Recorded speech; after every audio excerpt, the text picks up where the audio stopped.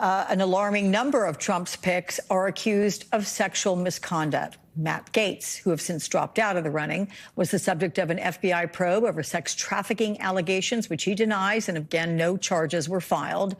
Defense Secretary pick Pete Hegseth was accused of sexually assaulting a woman in 2017. He wasn't charged and claims the encounter was consensual. Health and Human Services pick Robert F. Kennedy Jr., he's been accused of groping his teenage babysitter. Trump's pick for Education Secretary, Linda McMahon, is the target of a recent lawsuit that alleges she was aware of sexual exploitation of children during her time at the WWE. I mean, Tara, there was a time when allegations of sexual misconduct would completely end a political career. It wouldn't put you in the president's inner circle. Has Trump just normalized this type of conduct?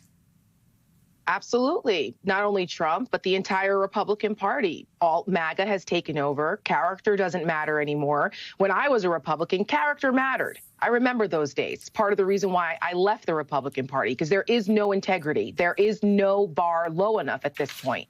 And the fact that we're not just talking about one or two, we're talking about several people who are credibly accused of pretty significant sexual misconduct. That is abhorrent, and it should be embarrassing. But it goes to show you that it flows from the head. As soon as the Republican Party turned a blind eye and shrugged at the Access Hollywood tape in 2016 and still supported Donald Trump, we knew that we were on a path of character no longer mattering.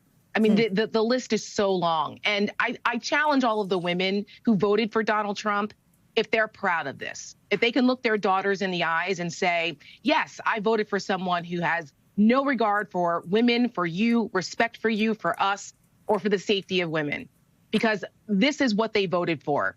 And we tried, and organizations like ours pointed this out. What was at stake for women?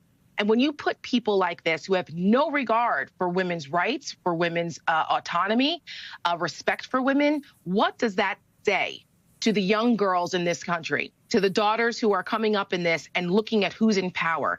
It speaks volumes about who you put at the head and who you put at the top, who you represent as leaders. This is the type of leadership. I think it's disgraceful and it's embarrassing. And I think for the women who voted for Donald Trump, they really need to have a conversation with themselves about if they're proud of this choice. Let's take a listen to this. It is from Trump's new pick for attorney